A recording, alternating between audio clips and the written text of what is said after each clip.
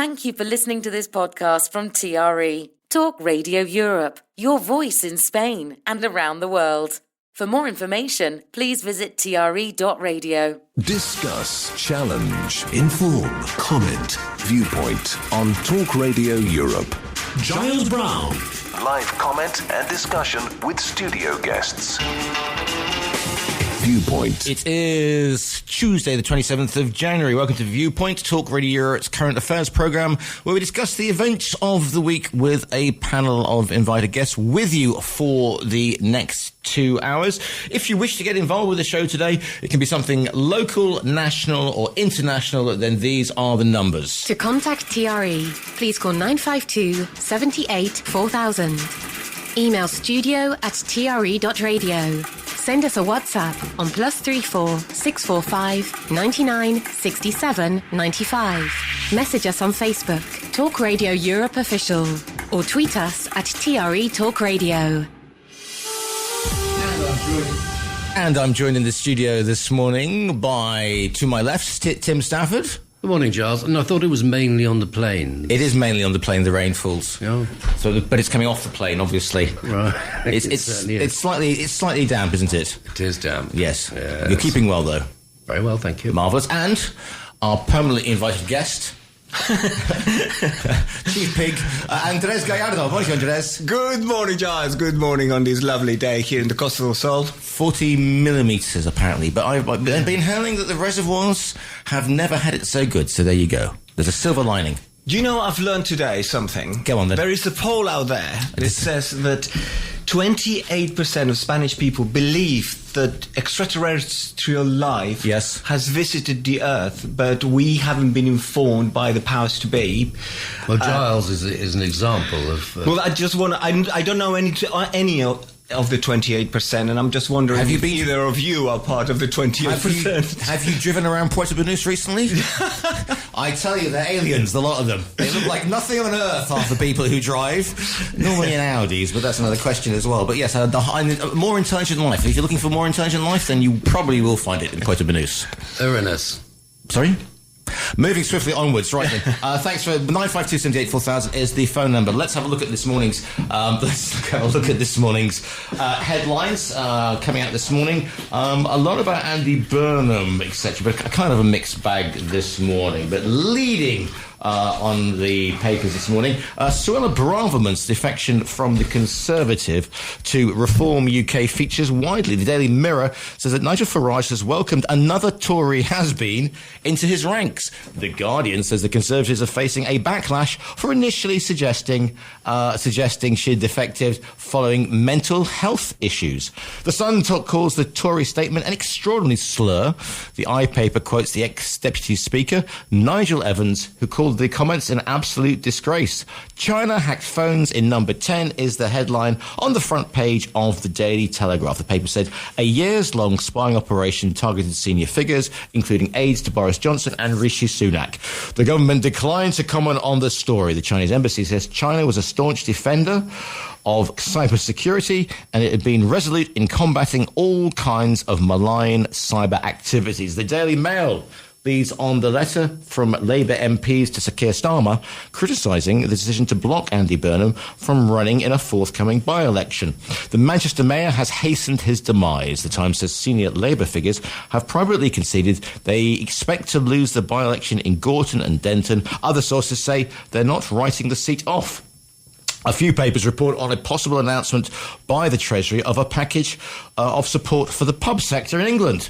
The Financial Times says it will be worth £100 million a year. The Treasury tells the paper that Sir Keir and the Chancellor, Rachel Reeves, have been clear they are determined to support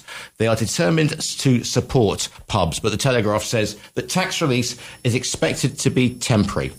The Daily Express marks Holocaust Memorial Day by devoting its front page to an 80-year-old woman who was born in a concentration camp. The paper pictures Ava Clark looking directly at the camera and says despite having 15 of her family murdered by the Nazis, she's still hopeful for a better future if we tackle rising anti-Semitism. So the front pages this morning from the top today. Daily Mail, Burnham rebellion growing is there. is their front page. The Times, Labour fears stumbling to third in by-election. Meanwhile, the front page of The Sun, Beckham step out in show of charity, Clan United. This is the Beckhams at an event yesterday. The Daily Star leads again, Beckham's in Paris, you are my everything. The Guardian, Tories face backlash after mental health jibe over Braverman's exit. The Daily Mirror, reform's latest con, another Tory flop jumps ship, is there with a picture of Nigel Farage and Suella Braverman on the front page. Tories weaponise mental health claim on defector Braverman as exodus grows. Meanwhile, as football's deadline days nears, says the Metro, more January transfer deals, but they mean defection of Braverman and an updated cast of the Great British Bake Off, apparently, with Nigella Lawson replacing Prue Leith. So there you have it. Financial Times, dollar slumps to 4-month low and yen rises as gold breaks the $5,100 barrier. That is their main story. And Daily Telegraph, China hacks phones in number 10, Farage and Braverman on the front, having a love-in. I feel like I've come home, she said. And finally, the Daily Express. The Daily Express leads with Ava's call on Holocaust Memorial Day. Now stop the hate. Despite being born to her skeletal mother, Anka, in a concentration camp and having 15 of her family murdered by the Nazis, Ava Clark, 80, is still hopeful for a better future if we stand up for prejudice and tackle rising anti-Semitism. And those are our main stories and our headlines today. To contact TRE, please call 952 78 4000. Email studio@tre.radio. Send us a WhatsApp on +34 645 99 67 95. Message us on Facebook, Talk Radio Europe Official, or tweet us at TRE Talk Radio. And the time is 11 minutes past 10. As I mentioned with that last newspaper headline, it is European Holocaust Memorial Day today. Chairman and CEO of Talk Radio Europe, Martin Nathan, had these words to say on this special occasion. Today is European Holocaust Memorial Day. And around Europe, people are gathering to mark this day, a day of solemn remembrance, reflection, and responsibility. Each year we pause not simply to look back, but to recommit ourselves to the values that must guide our societies forward. This year's theme, Bridging the Gap, invites us to think deeply about the distances that still divide us between past and present, memory and understanding, communities and one another, and what it means to close those distances with truth, empathy, and action. The Holocaust stands as one of the darkest chapters in human history, the systematic persecution and murder of 6 million Jewish people, alongside the suffering of Roma and Sinti communities, disabled individuals, LGBTQ+ people, political dissidents, and others targeted by the Nazi regime. Behind these numbers were real people, families, livelihoods, stories, futures that were stolen. 81 years on, the gap between first-hand witnessing and second-hand memory widens. Fewer survivors are with us to recount what happened in their own voices. Their courage in telling their stories has shaped the moral conscience of generations. Now it is our turn to carry those memories forward with accuracy and integrity. Bridging the gap between living testimony and collective remembrance is one of our greatest responsibilities. But this theme also challenges us to bridge the gaps that still exist within our societies today. It calls on us to confront the growing distance between fact and falsehood in an age of misinformation. It asks us to close the gap between rising anti-Semitism and our collective promise of never again. It asks us to build bridges between communities that may feel disconnected from each other's experiences, ensuring that remembrance is not the duty of a few, but the commitment of us all. To bridge these gaps, we must first acknowledge them. We must recognize that remembrance is not static, it is active, living, and evolving. We honor the victims and survivors not only by recalling their history, but by defending the values they were denied: dignity, justice, equality, and humanity. We must also teach the next generation with honesty and clarity. Education is one of the strongest bridges we have. When young people learn about the Holocaust not as distant history, but as a human story, a warning and a call to conscience, we build a foundation for a more compassionate and resilient future. And finally, bridging the gap means choosing solidarity over indifference. It means standing with those who face hatred or discrimination today. It means listening to one another deeply, especially across lines of difference. It means building societies in which every community feels safe, seen, and valued. As people gather today, they honor those who were lost.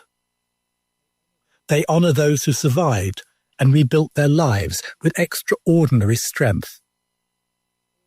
All of us are here today to honor the rescuers, the resistors, the educators, and the witnesses, past and present. Let us carry forward their legacy by building bridges of remembrance, bridges of understanding, and bridges of hope. Let us ensure that the memory of the Holocaust is not only preserved, but actively shapes a future where human dignity is upheld without exception. May our actions, not only today, but every day, help close the distances that divide us and strengthen the bonds that hold us together. Thank you. Viewpoint with Giles Brown. Always live, always lively. Joined in the studio by Andres Gallardo and Tim Stafford. Just listening to those thoughts of TRE Chairman and CEO Martin Nathan on this European or World Holocaust Day remembrance. Interesting words, well argued, well put. Do you think there's a danger, panel, of us forgetting about, 80 years ago seems an awfully long time away, even though it is on the front page of the Express this morning. Do you think there's a danger that we don't teach, we tend to forget, and this is going to come back and bite us? Because if you, as the saying goes, if you forget the lessons of the past, then you are doomed to repeat them, panel. Yes, well, very well written and said, Martin. And yes, in answer to Giles's question, I do think there is a tendency for society as a whole to learn nothing from history. In fact, people don't seem to read or have a full grasp of history. And we are reminded, particularly with the sort of inherent sickness of some United States institutions, universities in this case, whose students seem to be feeling that they are going to make a variety of protests regarding the situation in Israel as it stands. And the rise of anti-Semitism, yes, it has to be reminded that the great crime against humanity, and the greatest crime one hopes that will ever have been committed against human upon human, resides in that passage of history. And people should know and be reminded, as you just have, of what actually took place. Yeah, I think Martin made a very good point there when he said that as time passes by and the witnesses to the events they disappear, we only left with a memory. And I think education is key here. We need to learn, and our children need to learn what the human race is capable of doing, so it's not repeated again. And as Remembrance Days go, this is probably one of the most poignant ones, because it's teaching us something that we did to ourselves, and we mustn't repeat. And it's key that we keep education, future generations, telling them what happened, as cruel as it is, to learn something as despicable as what happened there.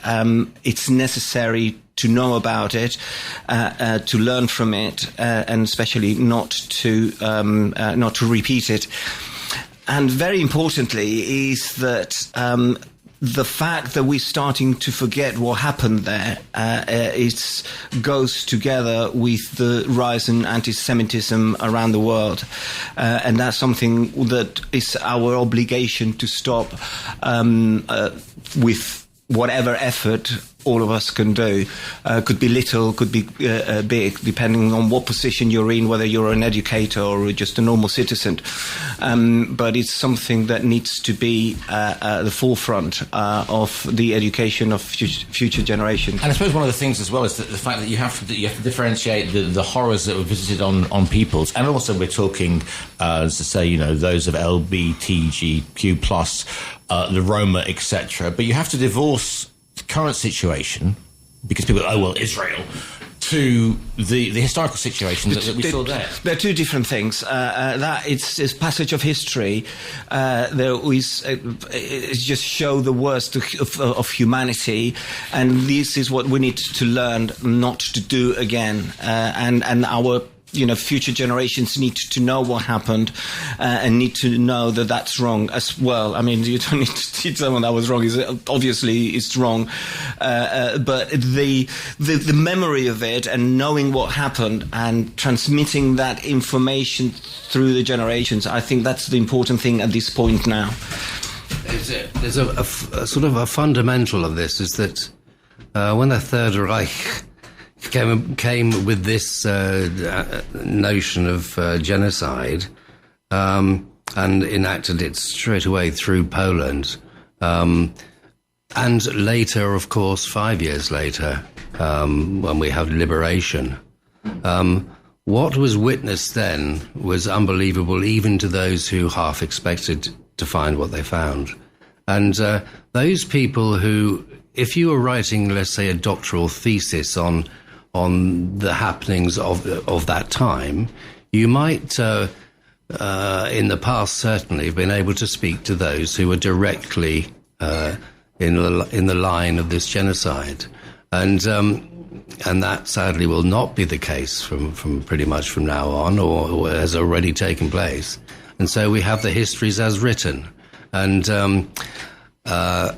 it's all very well having histories written, but the commemoration, the remembrance of these things should be held vitally as a lesson to humanity. And one hopes that will continue to be the case. A good way of learning about it. I had the luck of being able to visit the Holocaust Memorial Museum in Jerusalem, and I would recommend anyone to go and visit it, because you see the history of what happened there, the size of what happened there, and it breaks your heart, and it really makes you. When you come out, you're extremely saddened by the whole thing that you've seen, but you come out of that museum a better person. And if anyone has got the opportunity to go and visit it, I would certainly recommend it. When you say coming out of that a better person, I mean, how do you mean? In your awareness of that you have learned what the human the humans were capable of doing, and that we mustn't repeat again. And you see it so clearly with your eyes when you come out. You sort of more embracing of the different people and different ideas and different religions and everything. You become kinder to everyone else around you, and I think that makes us a better person. And that effect is what I saw when I saw that memorial. 952 78 4000 is the phone number. studio@tre.radio is the email. The Facebook page is Talk Radio Official, and you can WhatsApp me on +34 645 99 67 95. Looking at some of the events today, interesting. I'm seeing actually not much on the Spanish government website today about. So there are ceremonies taking place today, including the hope that there will be. There is It's called the Official Day of Remembrance of the Holocaust and Prevention of Crimes Against Humanity, taking place today in Madrid. They're going to focus on the theme of Holocaust remembrance for dignity and human rights. And they're going to be supported by, as well as Jewish groups within Spain. Also, the Fundación Secretariado de Gitano, because obviously Roma people were obviously murdered as well. The Roma. Yeah, you see, there's these memorials happening. I know the one about the one in Madrid, but at the same time, yesterday, the Jewish cemetery in Barcelona, the section of the Jewish of the cemetery that dedicated to the Jewish people there, was vandalized. So you think, what's going on? I mean, firstly, vandalize anything is wrong, but a cemetery, really? What's the point of that? So that's the level of hatred that we're starting to see again, and hopefully these kind of memorial scenarios will remind people that is wrong, and it's happening. Yeah, I was recently. I've been as part of a sort of a study. Have been looking into Nazi hunting, which was obviously something which Israel, the Mossad, and the Sun decided upon, and quite rightly too, and it led me to the ghastliness of the Mengele experimentation on children, and it's to read it in the fulsome way, which is to study it from different angles, and read in different angles. What was done there, apart from the genocide itself, was so beyond human understanding that we have to concede a great darkness that dwells somewhere in humanity itself, and it can be reawakened without the sensibilities and crushing disapproval that we must necessarily have. And it's a very, very serious issue which can recur, and we see little evidences of it in even in recent happenings, without going into any detail, which arise, such as police forces that come about opportunistically for reasons of a political drive, and so on. And we have to take very careful note of these things. 952 78 4000. Going to take a quick break and then back with more viewpoints. Viewpoint with Giles Brown. Always live, always lively. We're back now with you for the next hour and a half. Should you wish to get involved with this morning's Viewpoint, if it's something local, national, international, these are the numbers. To contact TRE, please call 952 78 4000.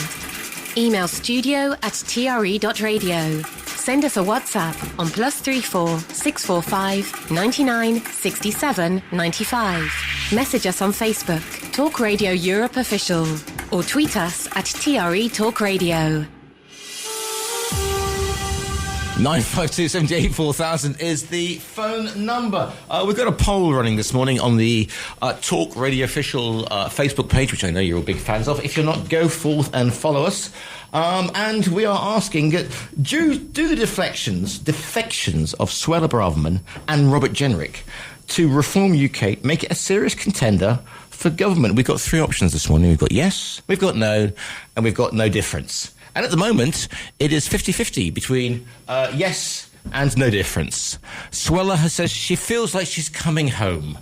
Some would argue this is a great move for the party. Some high-profile Tories joining. Others are saying it's become the retirement home, a woman so bad that even Liz Truss couldn't handle her. Yes, well, if these people were of some merit, they might have made some small difference.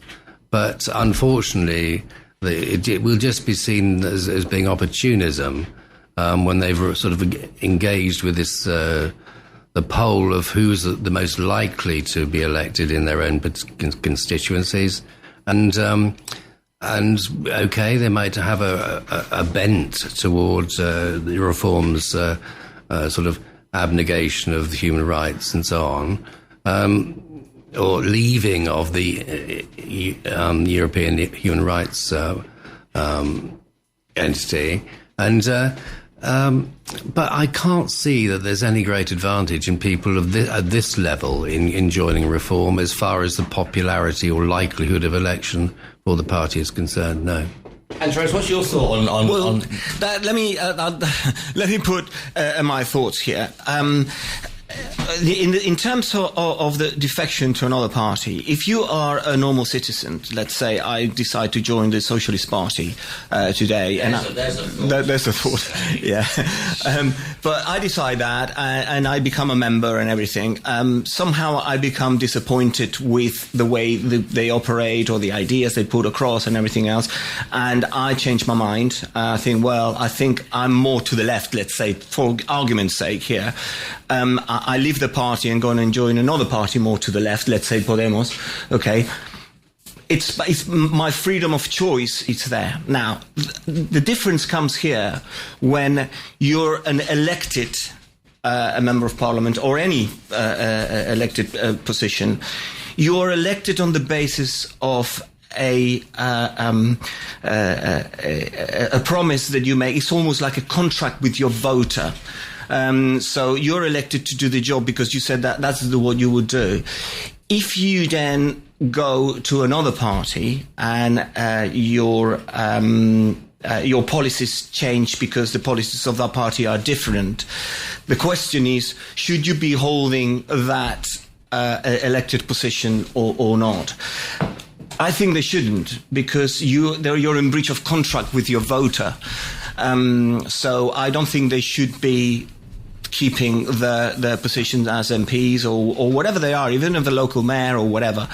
I think that should be a by-election or a repeat election, because you have changed your position by which you were elected in the first place. That's my view. I know that it doesn't happen, but I think it should happen that way. So if you've been elected on a Conservative, or if you've been elected on a PS, and you decide to go, you want to join the Podemos, for example, then you should go back to your electorate.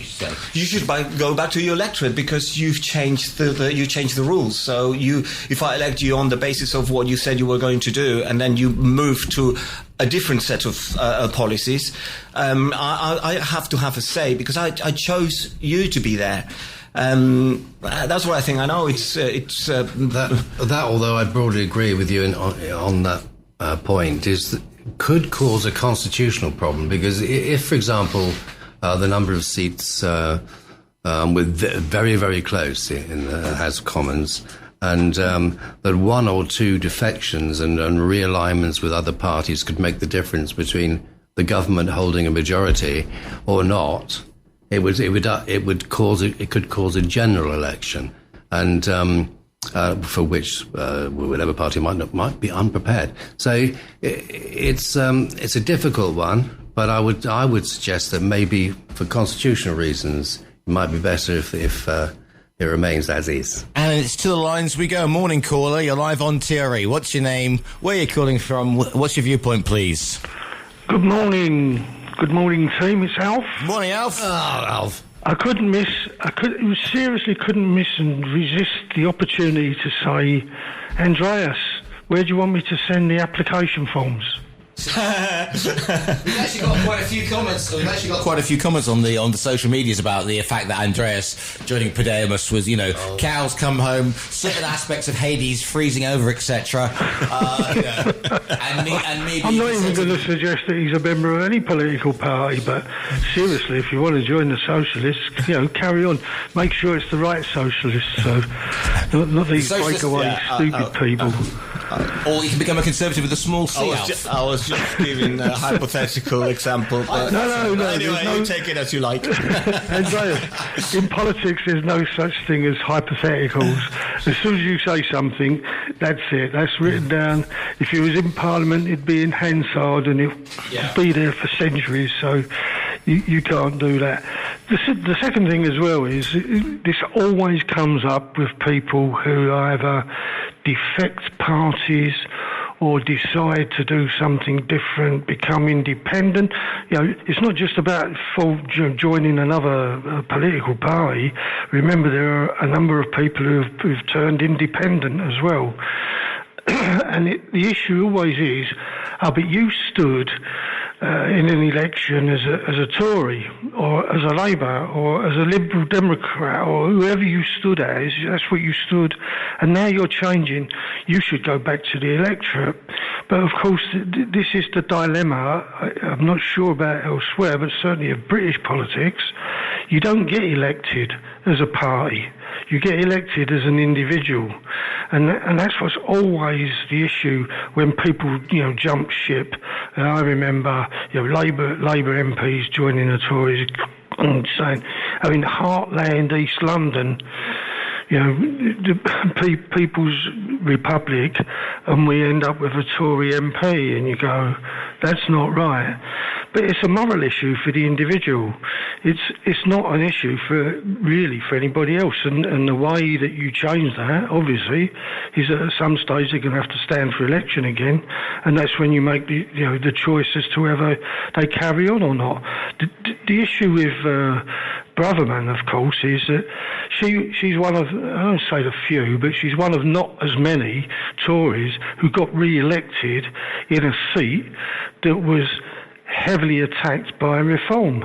And she won, so she did win.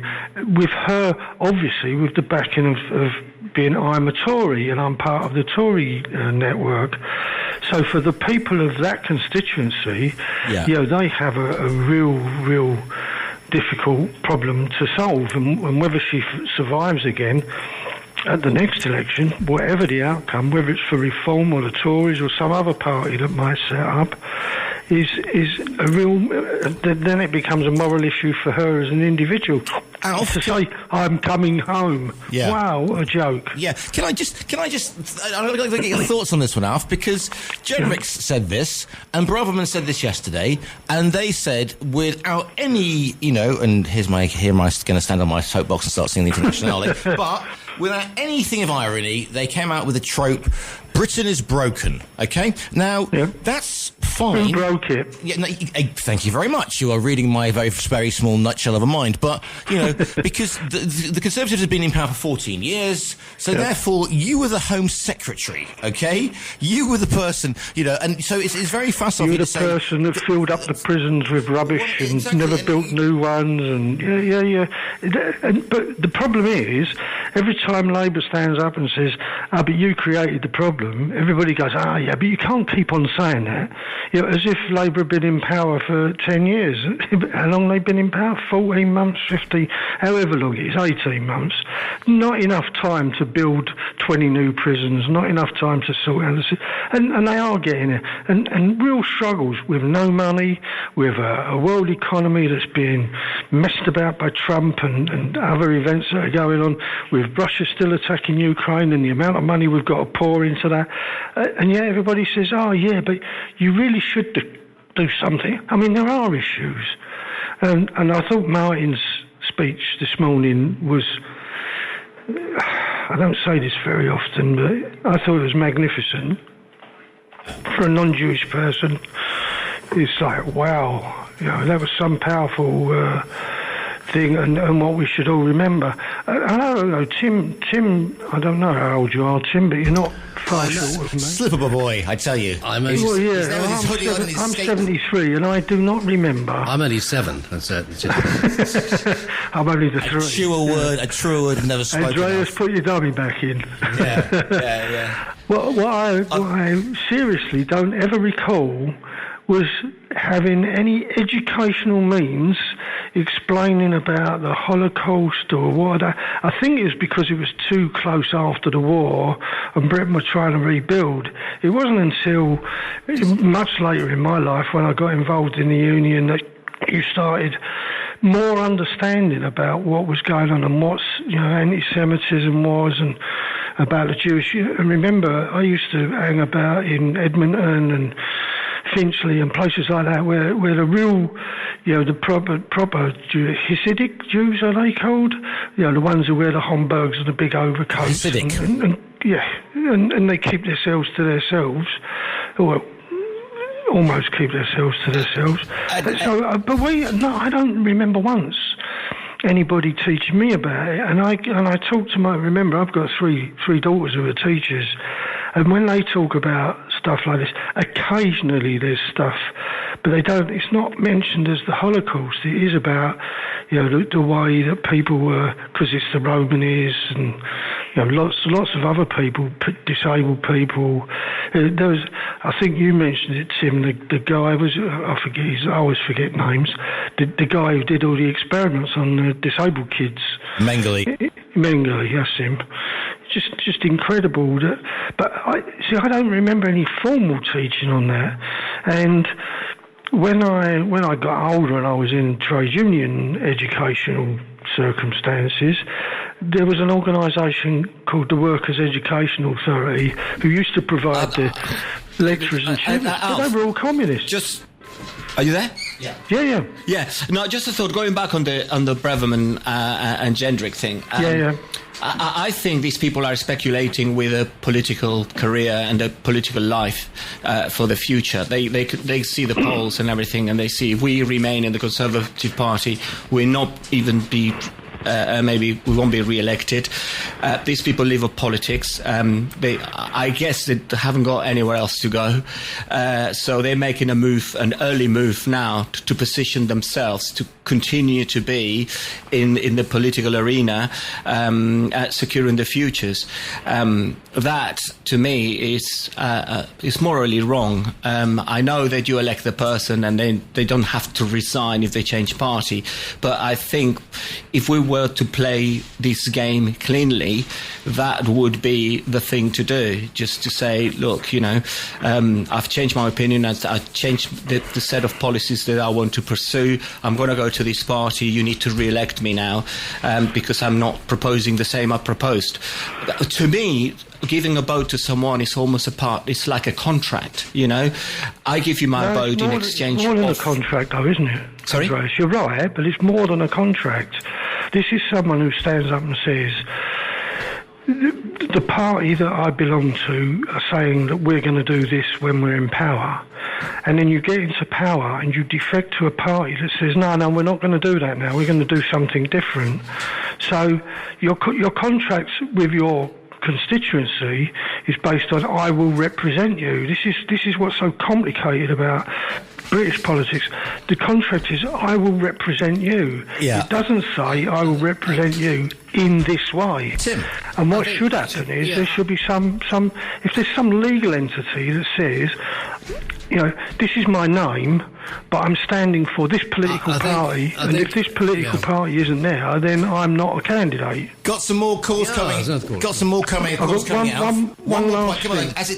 Okay, quickly, please, Paul. Yeah, I'll call back in a bit. Just remember. Oh, I'll call back in. All right, thanks. Going live to another call. Morning, caller, live on TRE. What's your name? Where are you calling from? What's your viewpoint, please? Yeah, hi, it's John in Meadhouse. Hi, John. Just on, it doesn't have a great bearing on it, but just on the remark there that Alf didn't didn't have any information at school about the Holocaust, and he's 76, I think, or 73. Right. I'm actually 86, and we certainly did in the early 50s. And I can remember we had newsreel films of the Holocaust and of the invasion generally of the Second World War. So maybe he was unlucky, or maybe I was just lucky. Yeah. And certainly we did at our school. It was very much a part of. In fact, it might have been the principal part of the history that we were studying. Andreas and I are both Gen Xers. Born between 1960 and 1980, and we definitely had. I mean, I went to. Sorry. I was born 1939. Well done. I mean, congratulations. Luckily, the clean living a regular prey. You're still as sprightly as ever, my friend. So that's all good stuff. Although we are the same age, you were educated in England, where I was educated in Spain. Yeah. And the Holocaust was only brushed over. I can imagine, very lightly. So it wasn't talked or taught in depth, certainly not me. And I was privately educated. I mean, I went to... well, maybe it's got to do with the fact that I was educated in Catalonia, which is also a different system and everything. I don't know if it was standard throughout Spain or not, but it was taught, but very, very brushed over. As a matter of fact, the teachers at my school were all servicemen of the Second World War. Yeah. When I first started school in 1967, at a boarding school, all of those masters had served in war situations. So that was part of the whole ethos of the school, and certainly as part of the history that we were studying at the time, as it was with you, Peter. It was high. Sorry, John. It was high on the list of our understanding of what had taken place. Yeah, and it also could sort of it would also account for the unerring accuracy of the blackboard eraser from if you were misbehaving. Mr. Broker. Mr. Broker. Yes, Mr. Shilston in my case. But thank you very much for your call in there. 952 78 4000. Going to the poll. That would probably be now. That's now child abuse, by the way, being struck on the back of the head by a Sue. Exactly. So we're going to the poll of polls over here at the moment into this last 10 minutes of the first half of this morning's Viewpoint. I'm asking, and I must say, I've got the comment of the year here on the poll, so here we go. I'm asking the question, do the defections of Suella Braverman and Robert Jenrick to Reform UK make it a serious contender for government? Okay? Yes, 30%. No, 30%. Which means, obviously, no difference, 40%. And the quotes are, Nicola's just sent me an X, which I don't know if she's blowing us a kiss or that she's marking her vote or whatever.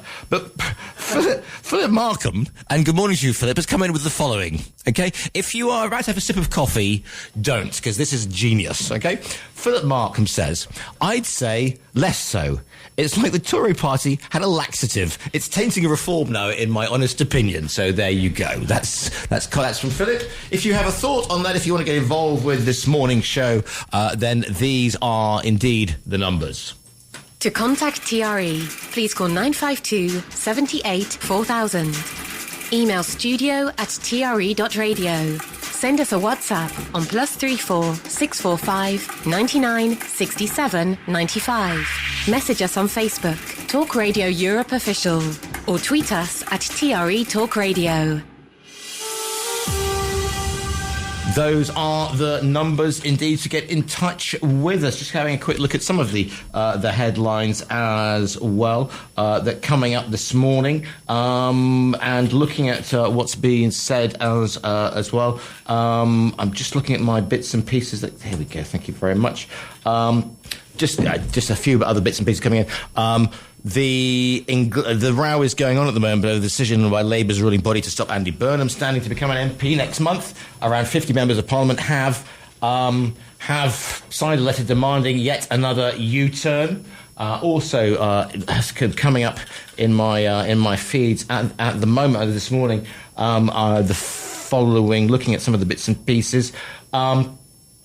The Labour's chairwoman says Suella Braverman's defection to Reform UK shows that Nigel Farage is willing to accept the very worst of Conservatives. It also says the Tories are facing a backlash after issuing a statement of her mental health. Farage has said that the attacks will get nastier still. It's certainly stirred up some thoughts. A bit of an own goal, I would have thought, for the Conservatives to say, especially in the current with the GZ or whatever they're called these days, to go on about mental health. Because if there's one thing that's going to inflame people, it's to say that if you go to Reform, there must be something wrong with you. I mean, we live in an age where mental health and mental wellness is front and centre of everything we do, even on this show, Andres. You're throwing that to me. I think really that it's a bit stupid, isn't it, to say, "Oh, well, she's got stupid." But these things should be easily answered. She said yes. She could say yes, indeed. My mental health has been affected by my service with and so on. Yeah. And but it's a bit like sort of Winston Churchill when a member of the public was arrested for having called Winston an idiot, right? And he was temporarily incarcerated. And when this came up in Parliament, does honourable gentleman consider that imprisonment for calling you? Are you going to do your Winston Churchill impersonation now? I thought you were liberating for calling you an idiot. Do you think that's correct? And Winston said he was not imprisoned for calling me an idiot. He was imprisoned for revealing a state secret. And so, which is a brilliant piece of comedic value, which these people, the brave one, don't seem able to grasp. I mean, this is a personality as distinct from the proportional representation that one has nearly across the whole of Europe, including Spain, where it's party-driven. We have personality driven politics, largely speaking, in individual constituencies. And if this woman can't sort of raise her game to do that, she's not worthy of any party. Well, one of the comments that I got yesterday was this brilliant guy who said, Suella Braverman, when she was Home Secretary, she made me wish for the libertarian policies of Priti Patel, which is, if you know, her views on immigration as well. But it's certainly interesting. And you talk about personalities. I mean, Reform is obviously is going to be the absolute marmite of a party, but they're getting these Tory figures who are defecting. Presumably, this is going to he's going to split the Tory vote. It'll probably come onto the second half as well. But I mean, Labour as well are having this thing where Labour seems to be fighting amongst itself. The Conservatives are going to lose votes to Reform. If there was a strong and stable Labour Party that wasn't struggling as well, then I mean, it's going to be a very, very interesting results in sort of local elections that are coming up. Within the next 18 months or so, and. We can also look at this in the second half as well, because we had Davos last week since we last met, and the Europeans had to look severely at their relationship with Trump as well, and a lot of them were thinking, Keir Starmer's been playing what you call a straight bat in cricket terms with Donald Trump, and then you have to think to yourself, well, hang on a second, after the outrageous statements that came out from Trump over the weekend. We'll come on to that, Tim, because I know you've got a few viewpoints on that yourself. The European and the leaders who had kowtowed to Trump had to rethink their strategy, perhaps. Those are a little bit coming up in the second half of Viewpoint. If you want to get involved with this morning's show, then these are the numbers. To contact TRE, please call 952 78 4000. Email studio@tre.radio. Send us a WhatsApp on +34 645 99 67 95. Message us on Facebook, Talk Radio Europe Official, or tweet us at TRE Talk Radio. Just coming in on the WhatsApp, again, +34 645 99 67 95. One reason for Reform to accept these dubious Conservatives is they need people who can form a cabinet, an awful one at that, but a necessary evil. That's come in on the on the WhatsApps there as well. And Trez, you're going to say something? Yeah, no, I was just going to say that I can see Reform trying to build up a little bit of muscle there, because one of the criticism of the party is that they haven't got a team good enough to, in the event of winning an election, to form government. And he's gone to fish some experience out there to maybe in the future be able to sort of have some experience in the cabinet, so they're not caught offside on that side. And I think that's the idea of it. Whether electorally that is a good move, because if you're recruiting from the Conservative Party, a lot of the voters will say, what's the point of voting for Reform when we have a traditional, solid, well-established Conservative Party? They're going to do more or less the same. Could that be a route that a voter could take, a line of thinking that a voter could take? I guess yes, it could. So I don't know if it's going to be a positive move or a negative one for Reform. But with Reform sort of positioning themselves, if you like, as almost a a British MAGA organisation, a new force in politics, then they want to go. They want to be on personality, because personality. Who do you know that? I don't follow British politics as closely as perhaps Spanish politics, but I don't know anybody in the team of Farage of any weight outside these new recruits from the Conservative Party. That's the thing, because that's why they're recruiting them, because you've had the more extreme fringes, because from reports that we got in at the Reform conference, I mean, there were some really interesting personalities out there, perhaps though they might be on the fringe of the Conservatives, they are serious contenders within Reform. Tim? I think as far as what Reform might be capable of achieving, they might make play of the fact that their newness, rather than sort of jaded experience, might be a factor. I do agree with what has already been said to some extent.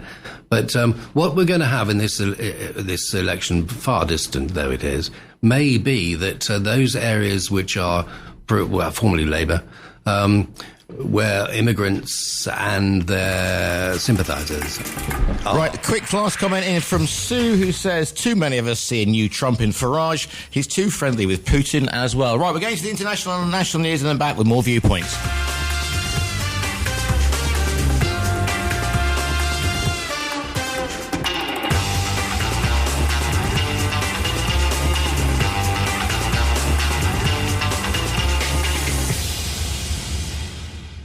Talk Radio Europe. Your voice in Spain. Discuss, challenge, inform, comment, Viewpoint on Talk Radio Europe. Giles Brown. Live comment and discussion with studio guests. Viewpoint. Always live, always lively. Back with the second half of this morning's Viewpoint. If you want to get involved with the show, it can be something local, national, or international, then these are indeed the numbers. To contact TRE, please call 952 78 4000. Email studio@tre.radio. Send us a WhatsApp on +34 645 99 67 95.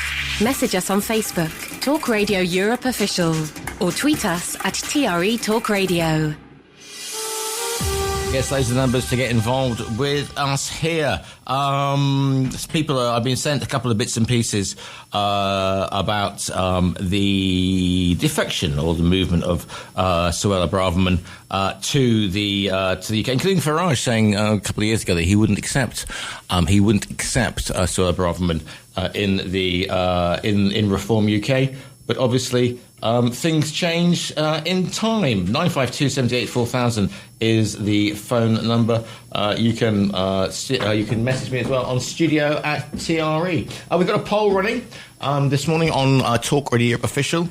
I'm asking, do the defections of Suella Braverman and and Robert Jenrick to Reform UK make it a serious contender for government? 31% say yes, 39% say no. No difference at 30%. So if you want to get your vote in there and put a comment in, you are more than welcome to. Going to looking at some bits and pieces coming in today with that one. Or is there anything you want to get your viewpoint across? You know the numbers. You know the numbers by now. Let's move away from politics for a minute, if we may. There has been. I want to put something a bit more left field on the table, a bit more sort of not political. But there's the we'll come on to Andy Burnham in a minute if we have time today. But looking at this thing about mobile phones that was the other day, about Australia has banned the use of mobile phones in schools. The government yesterday said it wanted to also, or over the past couple of days, it said it wants to, looking seriously at removing mobile phones from schools because of kids taking pictures of themselves on empty desks, bullying going on, and general disruption as well. We were at school when they said, you couldn't have those watch calculators? We used to have it, and they were banned from there because the saying was, you have to do your maths because you won't have a calculator with you in the future, etc., etc. Little did they know, he said, holding up his smartphone. But do you think it's a good move? Do you think that young people shouldn't be, A, allowed on social media under 16, and B, shouldn't be allowed in schools? 952784000. Andres, you're going to say something? I'm looking at you a little bit puzzled. I don't think kids should be having mobile phones when they're at school, simply because they have to pay attention. And the mobile phone is a big distraction. Even for me at my age, it's a distraction. Kids shouldn't have. I don't think they're allowed, actually. I think most schools, they have some kind of ban on using mobile phones, certainly in Spain, during the school hours. Social media under 16, I don't think that at that age, below 16, they are ready to be able to see some of the things that circulate in social media. I know that you can put blocks to the phones and to the things that they can access, but the problem with that is that in a group of 10 kids, if they all have the phones blocked to access certain content, but one of them hasn't, the cat is out of the bag, and they all see it. So I think it's a difficult one, because to ban things for me is the wrong route, but it's so difficult to implement. Because it's so open, and the other thing is that these kids are going to live on this kind of technology for the rest of their lives. I think the effort should be on educating on the good use of the technology and being able to cut off the bad use of it. How difficult it is, I imagine, very difficult, but I think that's the route that we should be taking. Tim, any thoughts on that one? Yes, I mean, speaking personally, if had access to a mobile phone when I was in certain scenarios around my schooling, I would have been texting the girl from the school anyway, and relentlessly sort of pursuing all manner of idiocies. And it's quite right that they shouldn't have mobile phones in schools. And apart from anything else, I mean, does this skew the answers that they might give or the knowledge that they might claim to have if they're able to access information via their mobile phones? And I suppose the other thing is that for those hours of the day when they do not have access to this level of influence, that they're not being warped by the algorithm or anything else that might apply to social media and changed into something which they might very well not be. I mean, one of the things you got to look at is we talk an awful lot about, we're talking mental health again, but this constant bombardment of information. The thing is that the psychologists that I've listened to, one of the complaints they say is that kids with the access to mobile phones, they have an attention deficit in terms of the time that they can pay attention to something. The reels, if you look at TikTok and that kind of thing, are very short, and that's the amount of attention span that they can dedicate to one subject. So a lesson in the school that lasts an hour might not be followed through the whole hour, because they're not used to have that kind of time paying attention to something. And that's why that should be limited, certainly not in school hours, and rightly so, because you need to be able to concentrate for more than 2 minutes into something, and not only now to learn at school, but in the future you will have to sort of dedicate time, more time to important things. So to have an attention limit of 2 or 3 minutes, I think, is a bad thing for the future for these kids. Yes, I completely agree with that. And we need to focus, need to be able to focus as part of a life lesson on what is the matter in hand. You don't benefit from having tremendous levels of alternative influence being thrown at you in terms of learning. I mean, this is the one thing you talk about people not having time, having very short attention spans now, because we live in an age now where everything. I mean, somebody was saying the other day, the reason that in modern TV or films is they're always explaining. There's always explaining the plot during films.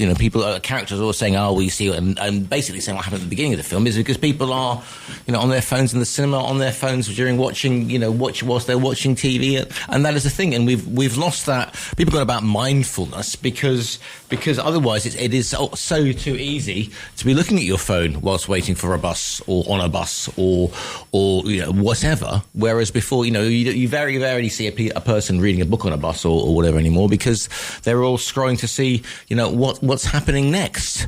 And as the comic who says, mindfulness for us was sitting on a bus, heading somewhere up to, I don't know, in East Finchley, watching a condensation drip down the inside of the bus, and that was our mindfulness. 952 78 4000 is the phone number. Andreas, you were going to say something there? I was going to say another thing that I can see in kids is the social interaction is very limited with the phone. They seem to interact with the phone, but not with each other. And I think that time at school without the phone will help them to be able to interact at a human level with their peers, and because that's this. I mean, you look at the bus stop. I've seen it a few times with kids coming out of school. And they're all sitting there waiting for the bus, looking at the phones. I remember when I waited for the bus after school, we were all playing and talking and interacting, and that kind of, and that gives you those social skills that you will need in later life. And I don't think they have those social skills now. Surely you should. I mean, you should go into a school. They should have like a school bin, shouldn't they, or a locker for your phone? You put it in there, because people are saying, "Oh well, but if something comes up, I won't be able to phone my little darling Justin." Yeah. But at the same time, they have to embrace technology because they're going to live with technology. But I was talking to someone. I think I mentioned it in this program before. I was talking to someone who works in a well-known shop in a shopping centre, and the manager was telling me that the kids that are employed there are very, very good at stock take and the technology and the computer and all of that. But as soon as you challenge them with something that they've done wrong, for instance, on a display or whatever, they start to cry because they cannot cope with that kind of face-to-face criticism.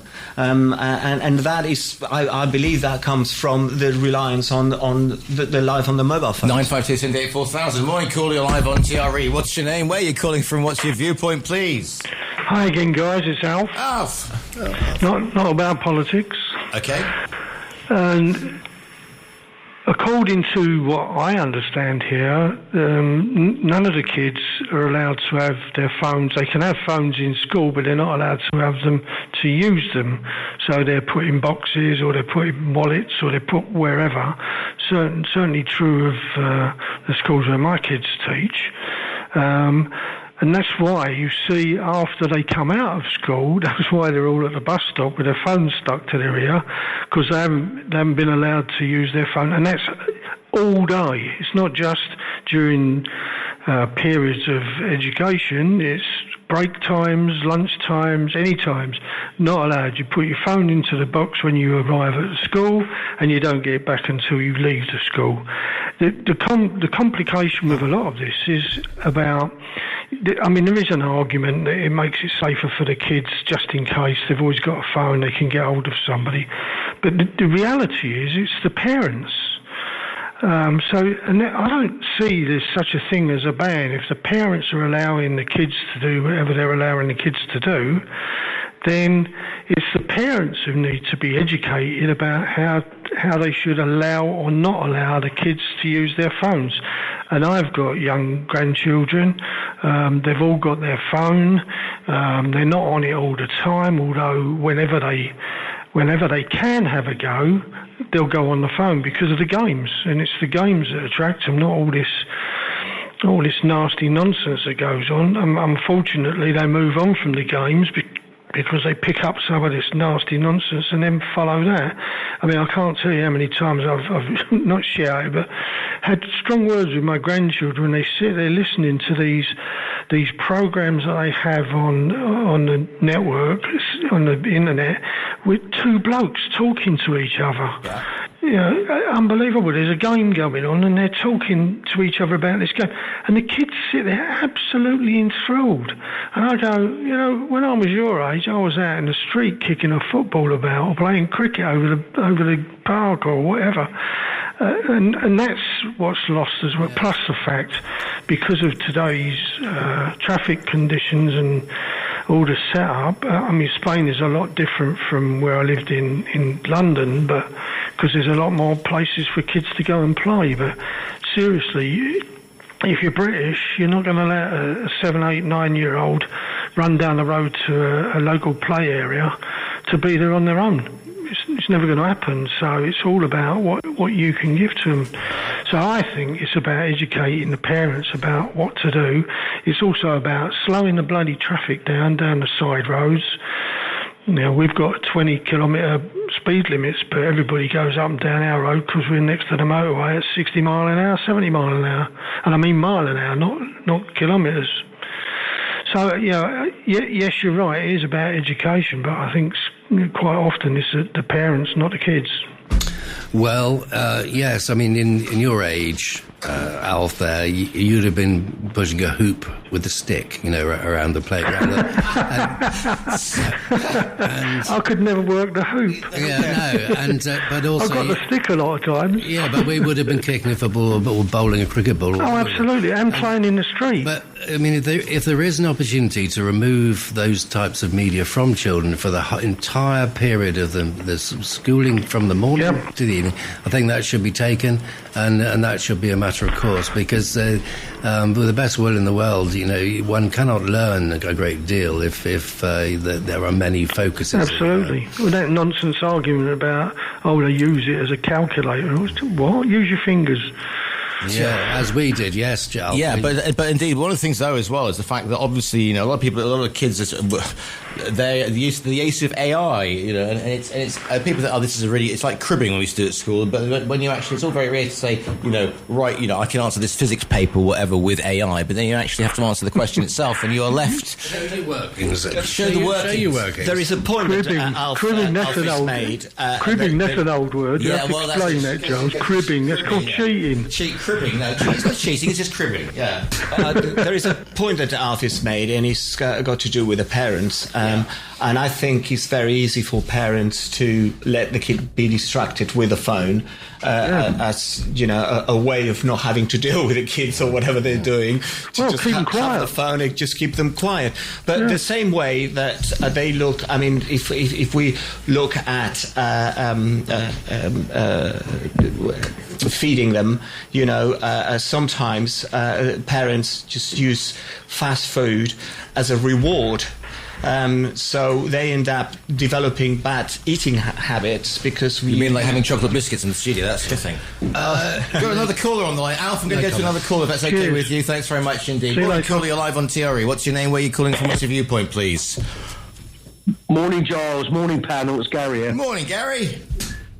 You're touching a few more buttons. I've only tuned in the last half an hour. You're touching a few more buttons.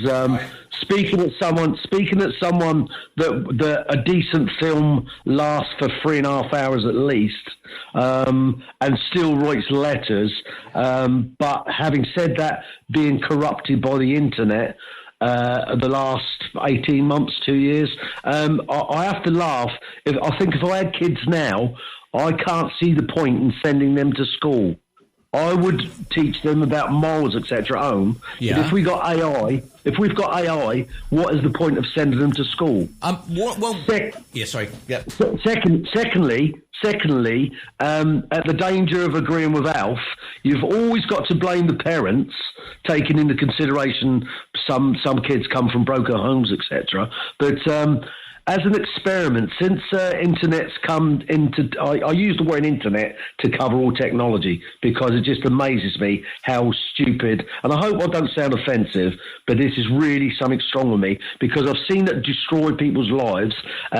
It's had an effect on one of my distant family members, in fact, two, actually, on different parts of the world. The one in Australia... He's actually playing games. He's 25 years old, and he just closes the curtains, etc. And I find it disgusting and sad and blah, blah, blah. People, I appear to be an anomaly. Some people say I'm a bit weird, but whatever. Call me what you like. But I actually sit down with a book, or more often than not, when I go to the hospital, which is quite frequently, I actually sit there and I just look round. And it's called raw dogging. We've had this discussion before. If you're not on your phone or not reading the paper or reading a book, it's called raw dogging. And okay, I'd be very careful putting that into my browser history, but up to you, Gary. That's a known fact, Joel. That's been around for about a year now. We've had the discussion before. I was surprised you didn't know that. Sorry, and the funny thing is, I got it off the internet. So am I being a hypocrite? Well, anyway, this anxiety rubbish. Again, taking into consideration that there is some examples of people, let alone children, let's not distinguish, that have mental health issues. I can't think of a worse thing than the internet for making that worse. I mean, I was taken down a rabbit hole. I won't even mention what this. I'll tell you what it was. It was Tommy Robinson, which some people out there would say, "Oh, you're one of his supporters," which I'm not a supporter of anyone. I despise the people that allow the likes of Tommy Robinson, Donald Trump, all these so-called extremists. I despise the people that allow the environment for them people to come to the fore, let alone lead the way, for want of a better word. But many years ago, I done some research on Tommy Robinson. I've got a lot of time on my hands, and I was taken down. I could only put it as I was taken down 7 levels, and I thought, what the hell's going on here? I mean, there is a subject I'm involved with at the moment, and I'll come out and say it. I'll come out straight. Someone asked me on the internet. They said, "Are you a paedophile?" Okay. How do you answer that? Well, you don't. Simple as that, Gary. Yeah, Tim. Yes, with my own children, it would come to the age of sort of 7 or 8 when they develop a life of their own or the thinking of their own, which is not devolving around family or what the parents say, or necessarily what people are trying to teach them in school. And they have a life of their own where they have their various interactions, their friendships, which come and go and cause some disturbance, and all of the other things that are to do with being human and growing up. What they don't need is huge complication. We can't uninvent what has already come, and it's information based. It's not necessarily anything to do with how people... It needs to be, with due respect, it's the same as anything else. It needs to be controlled, though, doesn't it? It's like the use of a fire. Yeah, certainly. You have a fire in your home, but you don't let it rage, round the house, etc. Certainly it does, but if you could argue that if you want a human being to behave as a human being should in the real world, that the education classes within schools should enable children to learn something about interaction, about familial... Because kids go to school not just to learn by rote, but how to interact. As you see, a lot of kids who the parents, the thing was homeschooling 10 years ago, and an awful lot of those kids are now going to school, i.e. a state school or a normal... Funny enough, Giles, you sparked off about a dozen things. Can I take you back to around about the time of the Dunblane shootings, yeah? Right, now we're going about almost 30 years now, but go ahead, Gary. About 30 years. I think 29 and a half, 30 years, something like that. My wife had to go to work. I was a house husband looking after my 3 children. And my son, who's now 6'2" now, beard, takes after his mother, but that's because of the beard. But she said, you're going to have to take him to the mums and toddlers group. Right. And I said, I can't do that. I said, I can't. And I was on crutches. 6 years, in a wheelchair for a year. And I had to take him to, this is quite funny, actually. I had to take him on so many levels. As a lot of women out there would say, I'll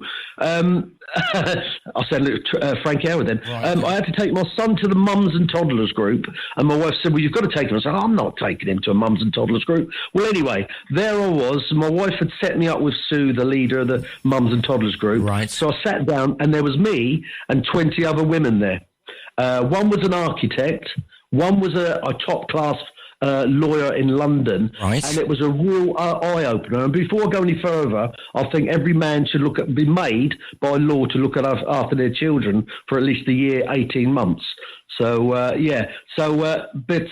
the end of the day, at the end of the week, when we went all through that, I was just starting to come into political correctness. Right. I said, I notice on the cups, you've got mums and toddlers group.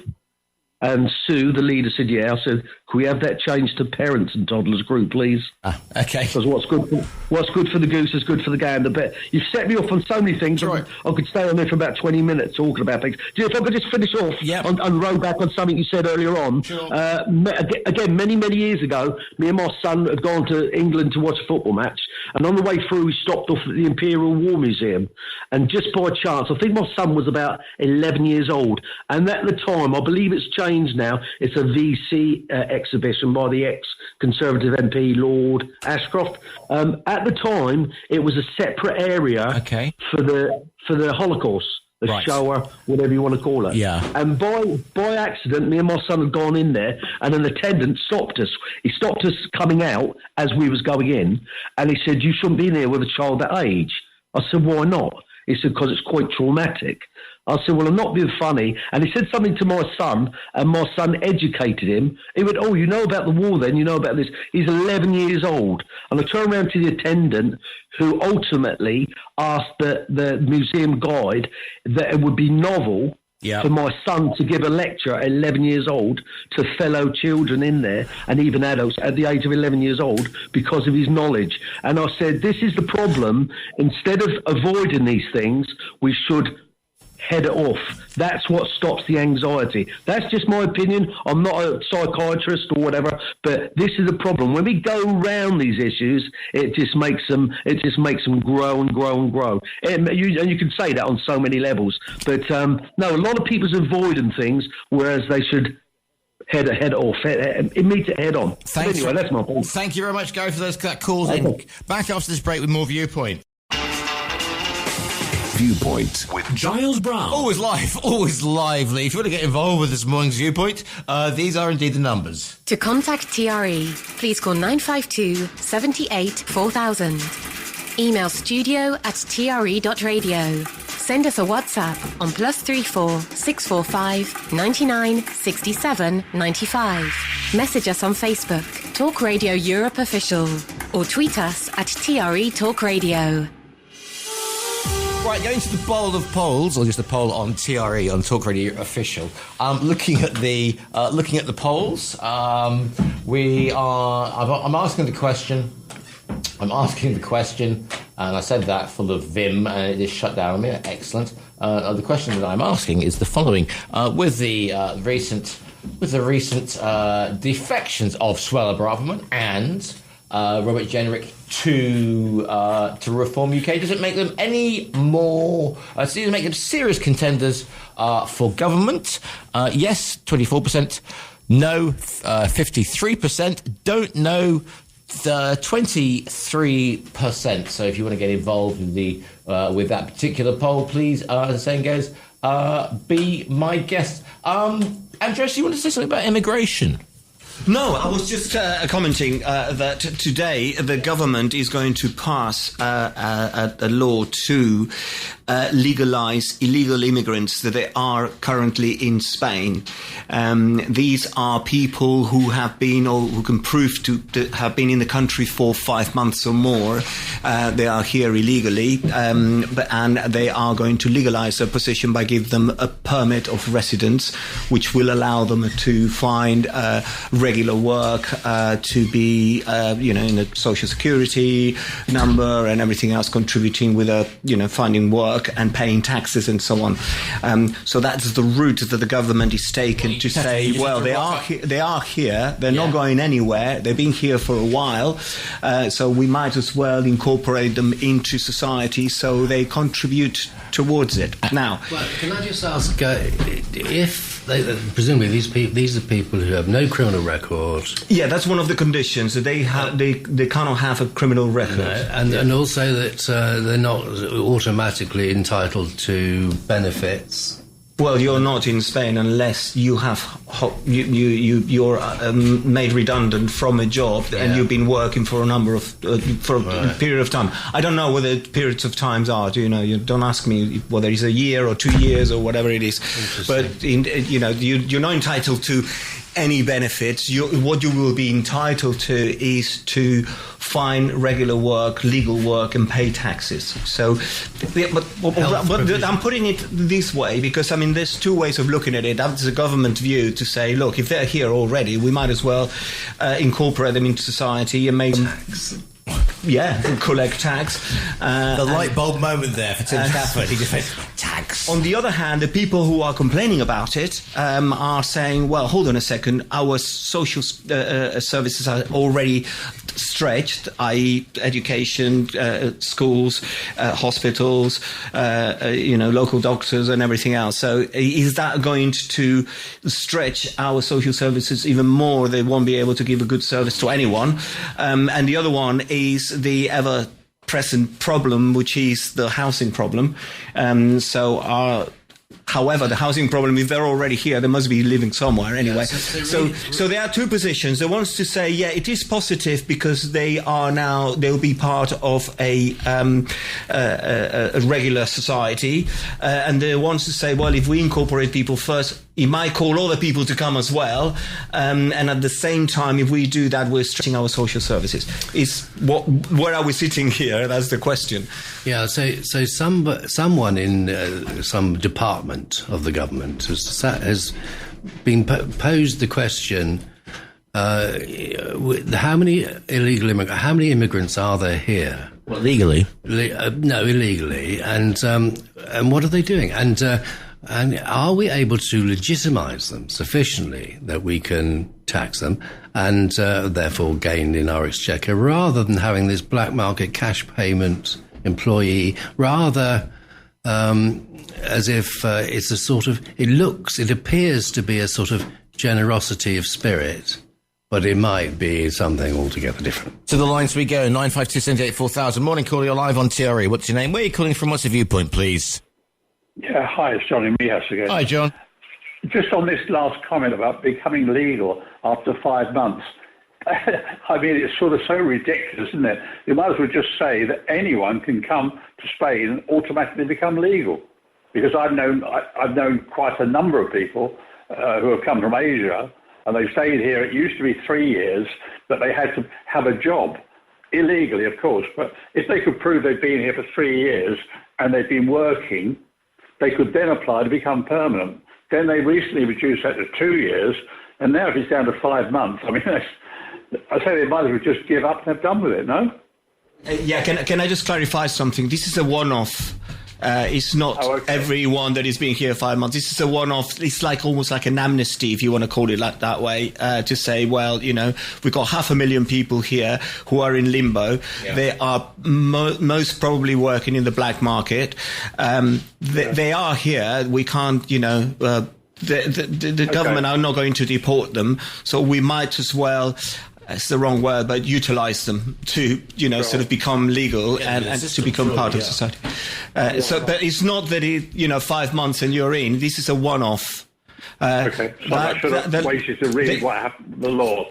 The socialist governments have done that kind of thing in the past. I remember Zapatero did it once. I think it was in 2005, 2006, where it legalized everyone who was here and say, well, we're not going to throw them out. They are hanging around the place. Let's just make them legal so they get incorporated into society. As I said, detractors of that kind of policy are saying, well, if we do that, more people will come. And at the same time, those people who we're incorporating, they're going to use the social services, which are already stretched as it is. So if we put another 500,000 people on top, it's going to be even worse. That's the argument at the moment. It was presented to us this morning by our wonderful government, who are trying to avoid talking about the train accident and the infrastructures in Spain, and they've thrown another thing to the to the equation, so we don't talk about the failures in the infrastructures. Thanks for clarifying that. Yeah. Thank you. Thanks for the call in there. 952 78 4000. Kids today I've never heard the word no, and alas, some adults in the room are scared to tell them so. It's too easy for kids, just to get us back to the phone situation. It's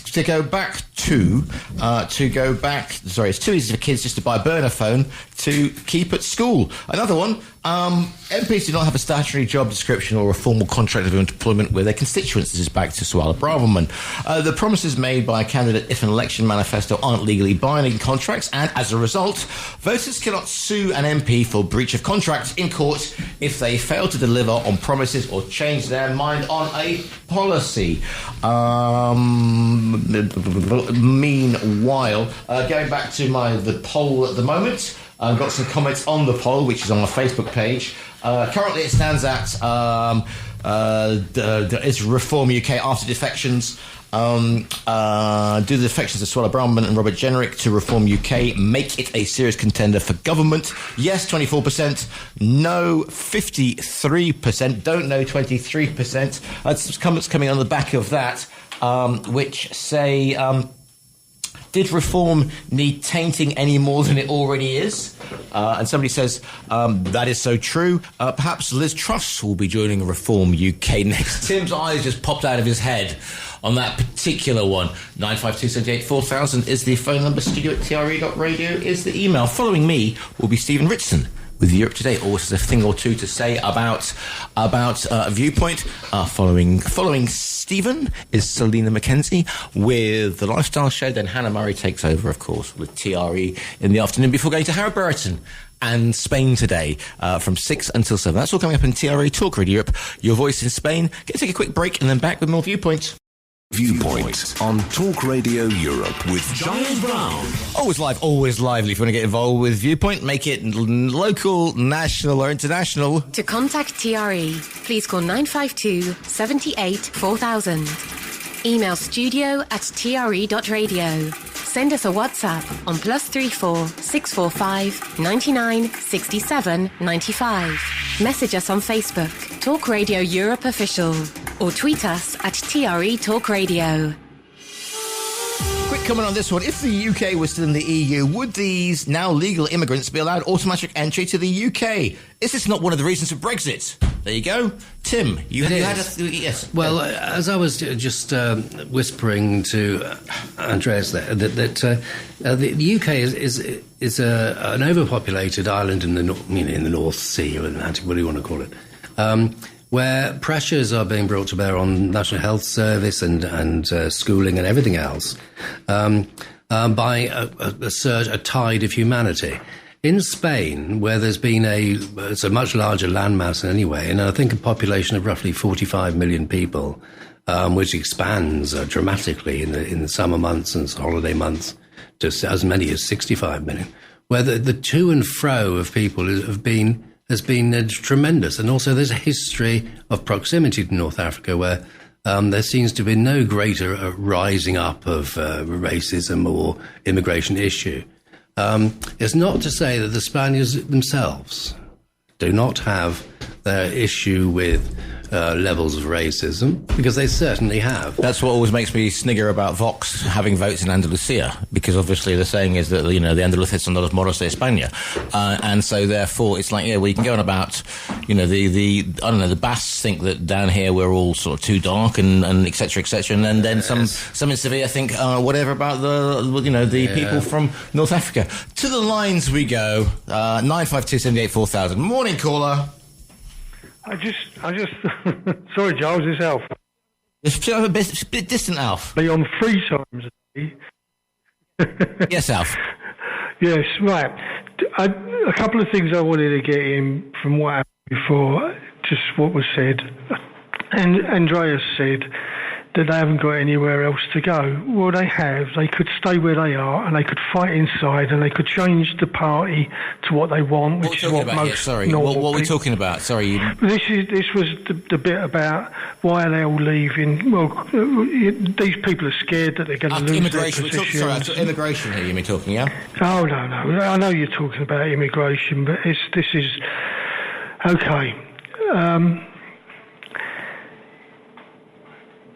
Right, sorry. I was getting my phone. It was just a couple of things that were said earlier that I just thought we never learn from history. Immigration is one of them, that we do things. I find this fascinating that, I've got someone who I know in my family who's been here for, 7, 8, 9 years. And unless they had a fortune in a bank, they could never come into the country because they could never afford it. If this new thing that Andreas was talking about is true, then he's going to be one of those people. You just, like John said, you might just will turn up and say, "Yeah, come in, doors open, help yourself." I just find it fascinating that they can do that. Sorry to disrupt the programme. I just had these. And by the way, I did go to school, and I had people who were teachers. One teacher in particular was in a Japanese prisoner of war camp, so no lectures about that. Yeah. What I said was, I don't recall ever having any formal education stuff around the Holocaust, and we certainly never had television. I think John said he'd watched films of it. We never had a television. I think you mean news. I think you meant newsreels, that sort of thing, rather than the past. Oh right, we certainly never had television. Indeed, Alf. Not at that age. Yeah, thanks for your comments as always, Alf, and we will see you very soon. Cheers. All the best. Yeah, I think the commonsensical thing is the immigration issue. The commonsensical thing is the Australian model of if you're going to serve some useful purpose or have some skill that seems appropriate to the country's needs, that your progress into the society might be worthwhile. But the problem with that is that there is an unskilled labour shortage. That's the problem. That's why we're seeing people getting involved in, as we will always go back to the picking of strawberries, etc., and the huge, go up to Almeria and Murcia and whatever, and those, you need people who do the jobs that nobody else wants to do. I haven't been picking strawberries in Spain. I know. And it's not been under the... Or even gathering rosebuds while you may. No, and under the blazing sun, the strawberry picking might be a little bit beyond my natural paleness. I think your strawberry picking days are over, to be honest with you. They are. But what glorious days they were. They were. But having said that, I mean, when I came to Spain to try and obtain some residencia, I was asked to produce evidence of money that would be useful, and I have to pay extraordinary amounts of money for private health cover and so on, and prove that I'm not a criminal of any kind. And so on, meet all the criteria. What colour are your underpants, Mr. Stafford? Sort of attitude that they had. Before, I might be allowed to, given leave to remain, if you like. And now, albeit temporarily, it seems that one can simply wash up on the shore and being allowed to stay. It seems strange. Wash up on the shore and be allowed to stay. Going back after this. The Remix, a recap of the best interviews of the week. I always find that people's purpose is to make money, just money and fame. I didn't want to have to leave that just so that I could be out as a lesbian, or so that I could with people who understand that women should be allowed to drive if they want to. The philosophical question is usually, do we have free will or not? I would rather say yes, of course we do, in the sense that we have some capacity for behavioral control, but it's constrained by things. The Remix, a recap of the best interviews of the week. Tune in Saturdays and Sundays from 2 p.m. on TRE. This, for example, this little sound here is the sound of snapping shrimp, which is actually 130 decibels of noise. They're the loudest creatures on Earth, pound for pound. That's rock concert loud under the water. That's Deep Purple, hey? What? On Let's Talk, we discuss topics that will make you think out of the box. World Health Organization panel, which declared processed meats. It can't have been any worse. It was listed alongside tobacco, radiation, asbestos. Join me, Giles Brown, on Let's Talk, but bring an open mind. Weekdays from 10 a.m, except Tuesdays, here on TRE. The thing about listening is that it's a skill. It's not a capability. Hearing is a capability. Listening is a skill. To contact TRE, please call 952 78 4000. Email studio@tre.radio. Send us a WhatsApp on +34 645 99 67 95. Message us on Facebook, Talk Radio Europe Official, or tweet us at TRE Talk Radio. Right then, to the WhatsApps we go into the last 7 minutes of this morning's Viewpoint. The UK is not overpopulated, not even in the top 3 of overpopulated nations in Europe. So those wide, South Downs. You can cavort across the South Downs, Stafford, as you have done, picking strawberries as you go. I have indeed done that. Yes, I know. Luckily, again, that was before the invasion of smartphones. Going to the our votes on our Facebook page. Asking is our Reform UK a serious contender for government? Another comment coming back in. It's been quite lively on this morning, saying that Liz Truss, the woman has the skin of a rhino. She should be embarrassed to poke her snout out. Okay, fair enough. Currently, it stands at our Reform serious contenders after the defections. Yes, 26. No, 54%. No difference, 20% there indeed. Just a few other bits and pieces in the last 6 minutes. You wanted to say something about Minneapolis. We didn't want to go at ICE. We didn't want to go down that because obviously we had some forthright discussions about ICE. Well, just following up from last week, that we were discussing the fact that woman was shot by an ICE officer when she was driving her car. And we discussed that at length. Was it last week or the week before? 2 weeks ago, yeah. Yeah, just following up from that, we've got the same thing again. Well, yeah. Where a guy was shot. We've all seen the images. I know that you can interpret the images, and someone phoned in saying, you can interpret the images and that could be deemed as she was attacking with a car and everything else. Well, I saw the images. Okay, I'll take that point with a car. But seeing the images of this other guy, you can't. There was no threat. There was 6 or 7 officers surrounding the guy. Well, it would have been easy to handcuff the guy and take him to a police station if he'd done something wrong, wouldn't it? Well, you don't need to execute him. This is the thing when they remove the gun and the gun goes his gun because he can carry a weapon, because it's the States. The guy, the nurse, the male nurse who so tragically died.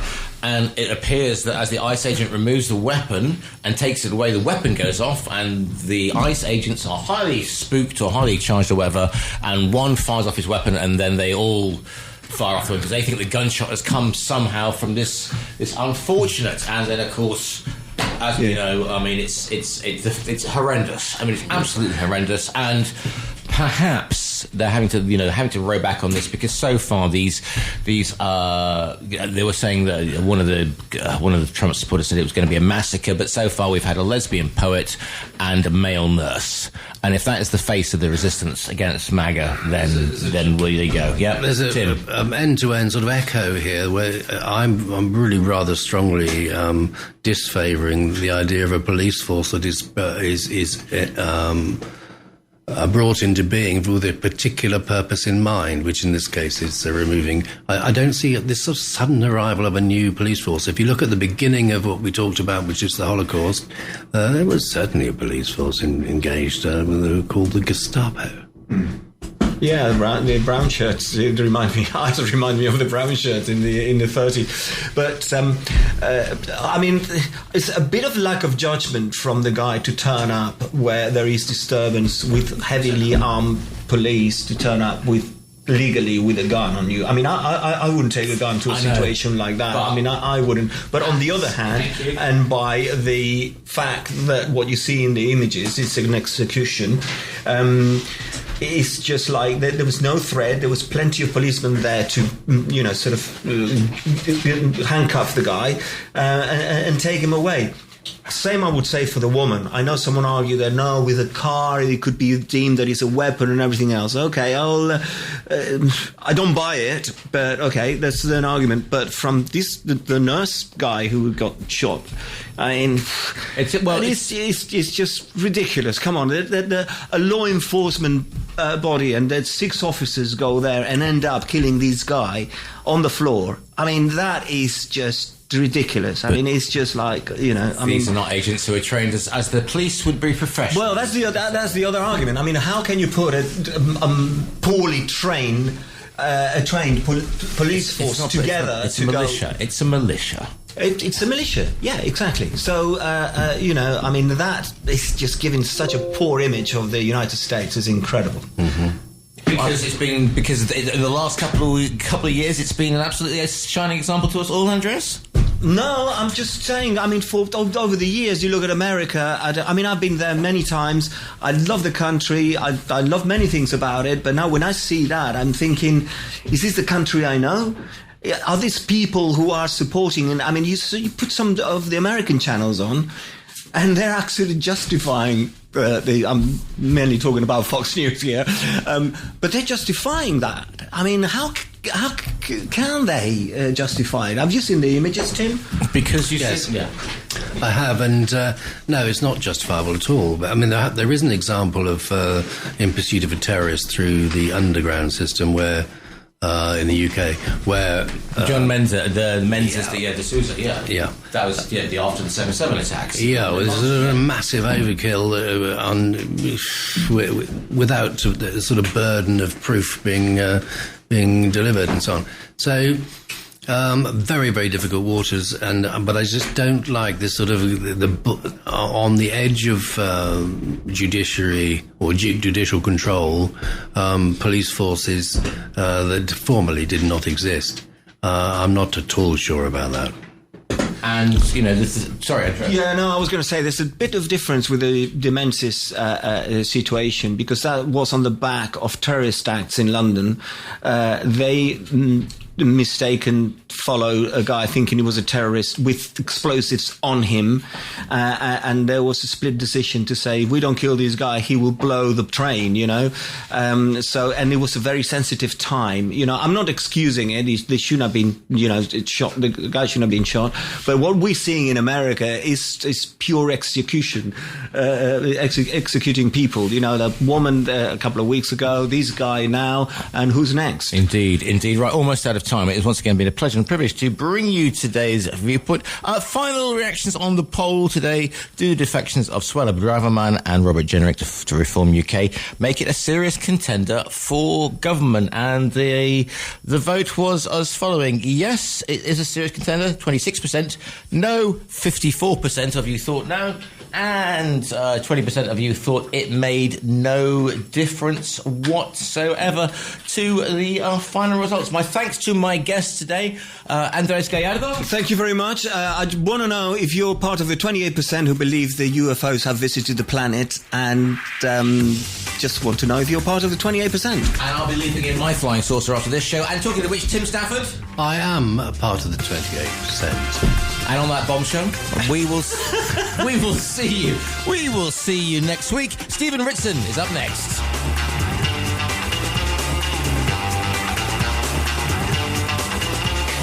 The views expressed on Viewpoint by invited studio guests and callers do not constitute an opinion endorsed in any way by Talk Radio Europe.